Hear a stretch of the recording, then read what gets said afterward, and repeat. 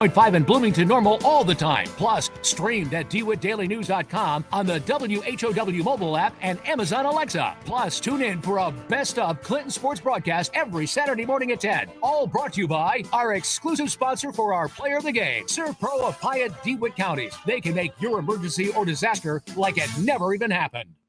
You're listening to The Morning Show on the Big 1520 across Central Illinois. WHOW. Top of the morning. Thanks for being with us. I'm your host today, Seth Lawrence, and my guest on the phone, Ken Frye, director of the Scovill Zoo in Decatur. Good morning, Ken. How are you, sir? Yeah. Good morning. Doing good. Good. How were your holidays? How's your winter been? It's been a bit since I've got to see you, Ken. You doing all right? Yeah, it's gone well. Like winter weather hasn't played too much tricks on us, so I think we're doing okay here in the zoo. The animals are keeping warm, and so the keepers are trying to keep warm too. And yeah, it's gone okay so far. Yeah, I know that of course folks aren't filtering in and out during the winter months at the zoo, but what animals are kind of still out on their exhibit and enjoying this cold weather? What animals enjoy this, Ken? The wolves. This is like their time of year. They with their fur in the summertime, they just get hot and they want to go find some place to dig a cool hole and lay in it. And so, but in the wintertime, they're more active. They're running around. The red pandas, this is the kind of their time of year. They really seem to enjoy the cooler weather, and they're more active this time of year instead of just sleeping or hanging out under the fan, and yeah, so those, and actually the camels, they don't mind either. They grow a real thick fur in the wintertime. And it's kind of funny that the cheetahs, you think of those are the African plains, out, and they like the summertime, and which they're okay with that too, but they really don't mind the winter weather either. And they you'll see them walking out in it was like 10 degrees the other morning, and they're out walking around, but they have access to their building, so when they get cold, they go back inside and hang out there for a little while, then go wander back outside too. If it's sunny and 10 degrees, they still kind of warm up just hanging out in the sun. So yeah, they seem to adapt to that. And of course, all the reptiles and some of the South American birds and African birds, they're all inside during the wintertime. But yeah, the other animals, the wallabies, the emu is out, and the keepers were just talking about him the other day. They build a nice shelter for him, and they have straw in it, and places for him to get out of the weather and keep warm. But they'll find him in the morning just sitting on the ground, and you're like, "Are you okay?" They kind of walk up to him, and they'll stand up and look, walk over to him, and they just kind of prefer different things. And the wallabies, they have their own house they can go into as well. And but a lot of times you'll find them outside with the snow on their nose, and they like to forage around. And it gets cold in Australia, New Zealand as well, but I think they're adapted for this type of weather. I've always said, Ken, the cheetahs just kind of have this aura of like, I don't care, whatever, it is what it is. They don't care at all.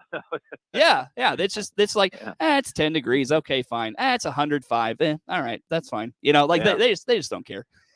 They don't care. As long as they're fed, they could care. Yeah, right. Exactly. Yeah. Give me my food. I'm good to go. So, yeah. But very good, Ken. Well, so what you mentioned zookeepers are in. Of course, they're still caring for animals and all of those things. What's been happening this winter? Are you working on anything specific? Is there any focus for the winter that you're kind of honing in on? What's going on at the zoo this winter? Yeah, I think the wintertime is actually harder on the keepers because the animals that are outside, the wolves, the camels, the barnyard animals, they still need feed and water. So the keepers are working out with them, but then they go back inside. So they take off their coats and stuff to work with the inside animals, and they have to put their coats back on to go back outside. So it's a lot of in and out and trying to regulate their body temperature is probably harder on them than it is the animals that are just kind of, they choose one or the other and just kind of deal with it and adapt to it.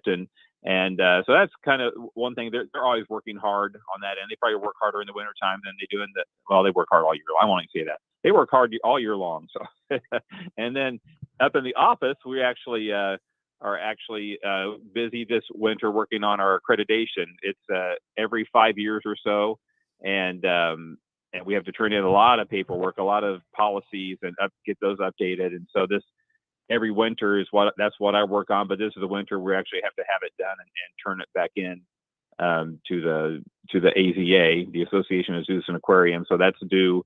Got to get that mailed out in February. So that's coming right up here next couple of weeks. You need to get that out, and so we're kind of doing the finishing touches on that, and that takes a lot of time. There's a lot of policies, a lot of details you have to make sure are correct before we mail it out. So that's kind of what we've been doing in the office this winter. And then there's always side projects that our budgies that we got for the summer budgie pavilion that we have out in the zoo now are inside, and we wanted to make some houses for them. So we got houses built, like 10 different bird houses, and they're all up there now and in their little inside areas and doing well. So yeah, there's always things to do inside and outside all year long. And that AZA stuff, again, Ken Frye, director of the Scovill Zoo, our guest on the phone this morning, that AZA stuff, it's not like you send that in and, it gets rubber stamped and you get it back and you're on your way. That's a process. I mean, people come to the zoo, they kind of give you the side eye all the way through. And, then you have to make a trip somewhere, I think, and make a presentation like that. That's a process. It is a process. So, and this is just step one, just getting all the paperwork together. There's 100 different policies, and some of them are just like a page long, but some are 50 pages, 100 pages long that you have to get through and making sure it's all updated. So once you get that done, then they come and inspect you, like you said. So in April or May, we haven't got a date yet, but they're going to come and there's like usually 3 that have that eye that you talked about. That and it's good. It's good to have an outside eye looking at and seeing what you're doing well and what you might want to improve on. And we kind of look at all of our policies and are we doing enough in conservation? Are we doing enough in education? Are we doing enough about our finances, thinking future thinking? And what if another pandemic hits us? Are our finances okay? So it's just talking through all this stuff and our physical facilities and our staffing and our staffing education, and are we being diverse and equitable and getting access, and so they just look at everything that your zoo has. And so we feel that we're up to the challenge, and it is very daunting to get there. So once they come and inspect you, they're here for 3 days. And here at Scovill Zoo, Little Scovill Zoo, 15-acre for 3 days. They do the same thing for the St. Louis Zoo. They're there for 3 days. So when you're at a smaller institution, they really look at it really well, over the 3 days. Where some place like St. Louis or Brookfield, they may have to actually power walk it and just walk by things a little more, than they would at our institution. So then the inspection committee, they'll give us things that they're concerned about. There'll be lesser concerns, and if they have a major concern, they'll say it at that time. And then we have kind of the summer to address those things. And after that, we meet, like you say, we have to go somewhere, and we sit in front of the Accreditation Commission board that's going to be out in Baltimore this year. So we'll sit in front of a panel of 15, 20 people, all of them looking just over their computer tops, laptops. All you see is their eyes looking at you, and it's really intimidating. And I think they like it that way. I don't know. I've never been on the Accreditation Commission, but I think I would try to smile at them when people walk in a little more. And but after doing 50 or 60 of them in a day, they're probably blurry-eyed and tired. Oh, let's get through this one. And so anyway, it's just all part of the process. And then you have to leave and sit in a room and wait for them to come and tell you if you've been accredited or tabled or not accredited. And it's just it's all nerve-wracking from. Well, it never stops being nerve-wracking when you're talking AZA and wanting to kind of meet their standards, because we're having to meet the same standards that St. Louis Zoo and Brookfield Zoo and Lincoln Park and San Diego Global and all these different institutions are meeting. So it is hard to do, and if it wasn't hard, they wouldn't have an exclusive committee. So we're happy to be a part of that. Yeah, for sure. And how long, from start to finish is that process, Ken? From starting the paperwork to everything being finalized, and you don't have to do it again for a few years. Yeah, I mean, once we are accredited, we usually high five each other and take a couple of weeks off without having to think about it. But come winter again, you start thinking about it again, and you just don't want to, if you're status quo, if we're in the same position that we were 5 years ago, we wouldn't be accredited. You have to be showing growth. You have to be showing forward momentum, and so you just kind of have to keep, what's the next thing? What's the next thing? You just have to keep moving forward, keep adding, keep improving your welfare for the animals and their choice and control over their environment, and giving them good enrichment to make them, not get bored and be stimulated throughout the day and throughout the weeks and throughout the years that they're here at our institution under our care. So it's a big deal, and you may take a week off, but then you just start again. And even though they don't come but every 5 years, if you're not thinking AZA every month, every day, you won't be accredited. So it's definitely something that stays on your mind all year long, and then even more on your mind like now when it's here again, and it's time to get that in the mail and it's time to set up the inspection. So it is in the forefront of our mind right now. Sure. Very good. Well, Ken, I'll tell you what, where do folks go to learn about all things Miller Park, excuse me, Freudian slip there. Scovill, ScovillZoo.com. Sorry about that. Yeah. Or go to ScovillZoo.com and we're online, and we have a Facebook page out there, and our education gal does a real good job of getting some things posted on there. And once we get closer to opening, I'm sure it'll be more posts that we get on there, kind of getting up to our classes and opening up and Easter egg hunt and all that stuff that we kick off again with our new season. So ScovillZoo.com. You don't want to be promoting Jay's operation up there. You don't want to talk about that at all. I can a little bit. Yeah, it's all right. It's kind of funny. There's actually an Illinois Zoo Association, and at Miller Park and Peoria Zoo and Hinson Robinson and Cosley Zoo and Niabi, we all get together. We didn't last year, but like every other year, and we try to do it once a year to get together just to talk about zoo things and being a good neighbors. And if there ever was an issue at Miller Park, or if we have one at Scovill Zoo, I know I could call Jay at Miller Park or Yvonne at Peoria Zoo, and they would be able to send us resources. Or if we needed a large animal crate, they might be able to loan us that. Or if we needed some, a special meat diet, for wolves or cheetahs, they might be able to loan us some of that. So we are good neighbors with our zoos, and we just kind of, I like people to come visit ours, and if they want to visit, Miller Park, that's fine too. But as long as they come visit ours too. So yeah. Well, and I know everything but guests. I remember Jay mentioning that he thinks the same way of you. High respect for you and your peers across the state, and talked with me at one point about just the the friendship and the professionalism among everyone. So, but Ken, I'll tell you what. Let's take a break here. Come back with some more. Ken Frye, director of the Scovill Zoo Indicator, my guest on the phone. More to come on the WHOW Morning Show.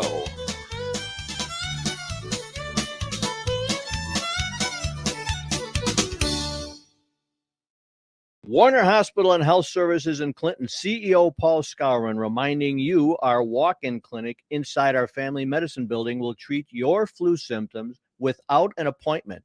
Find out more by clicking our icon at DeWittDailyNews.com. ServPro of Piatt DeWitt Counties can make your emergency or disaster like it never even happened. Find out all the services ServPro of Piatt DeWitt Counties provides by clicking their icon at DeWittDailyNews.com. Shop local first.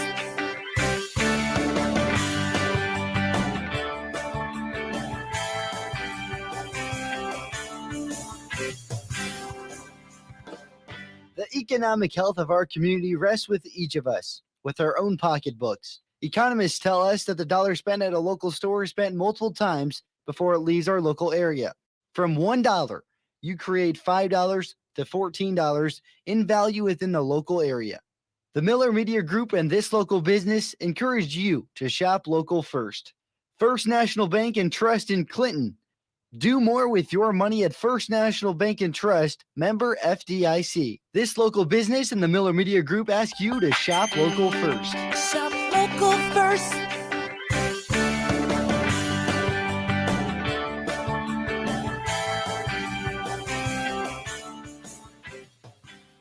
Hey, this is Todd Gleason from Illinois Extension here with a time change for our daily market report on WHOW. You can now catch our daily review of the commodity markets at 5:06 on all of WHOW's many platforms. You'll still hear all of our commodity analysts and weather professionals each afternoon, but at a brand new time. And you'll still hear the weekly wrap-up of the commodity markets right here on WHOW when Commodity Week airs Saturdays at 8:30 a.m. Remember the time change for the daily closing market report on WHOW at our new time, 5:06 p.m. weekdays.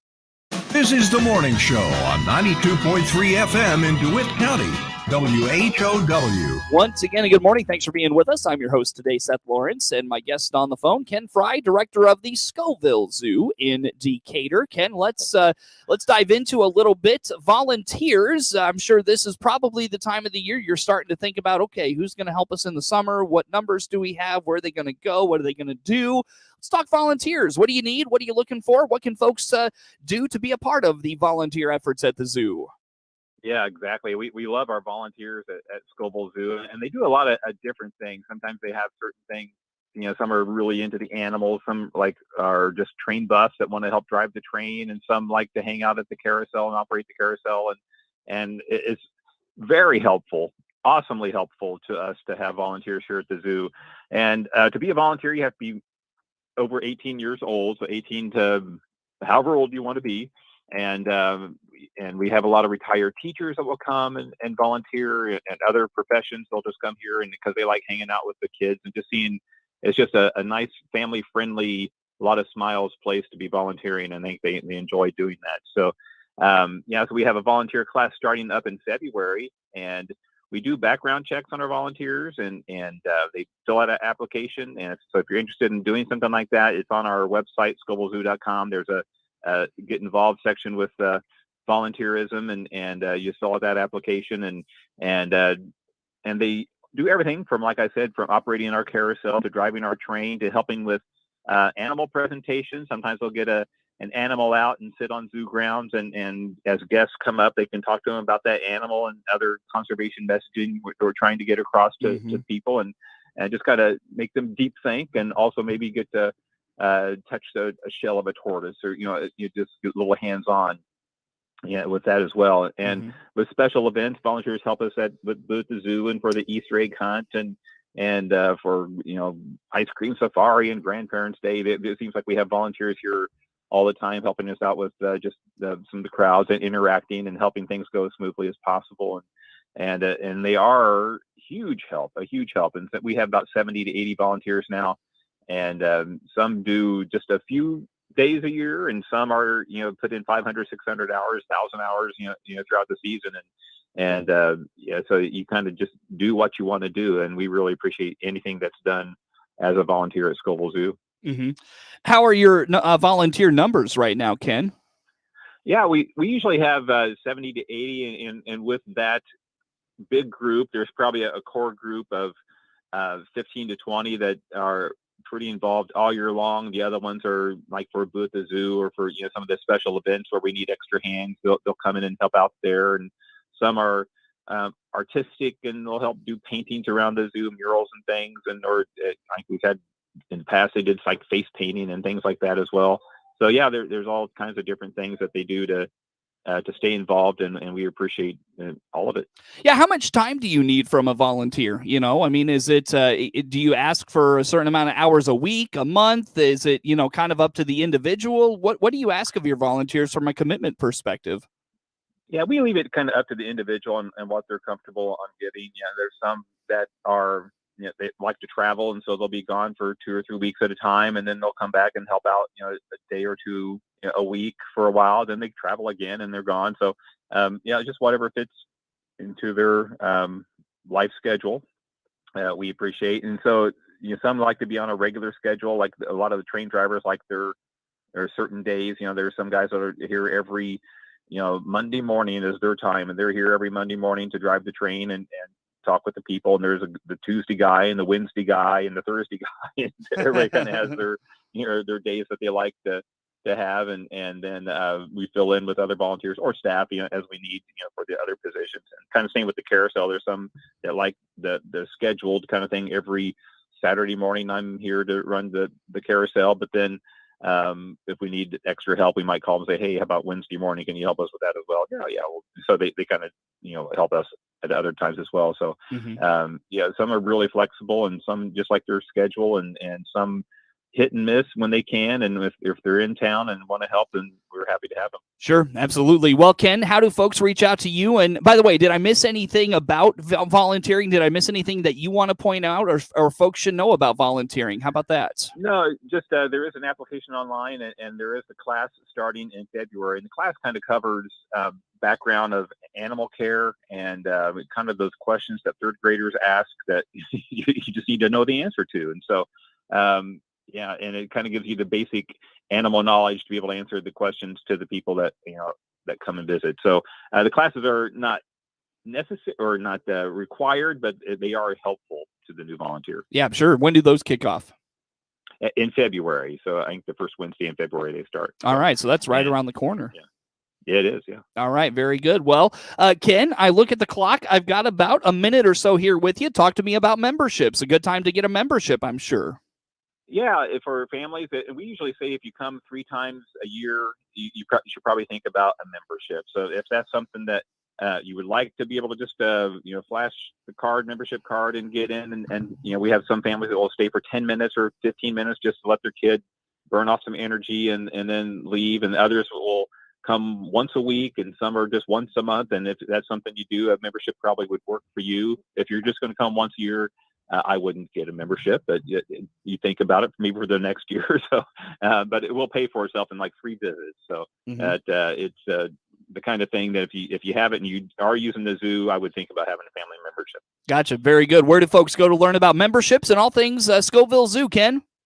Yeah, just go to scovillzoo.com. We also have a Facebook page at Scovill Zoo, and give us a call here at the zoo office at 217-421-7435, and we'll help you with any question you may have. Can't believe it, Ken, but probably the next time we talk, we're talking about Scovill Zoo opening for the season and getting things fired up again for the new year. So we'll look forward to that. Ken Frye, director of the Scovill Zoo in Decatur, is my guest on the phone. Network news on the way on the WHOW Morning Show.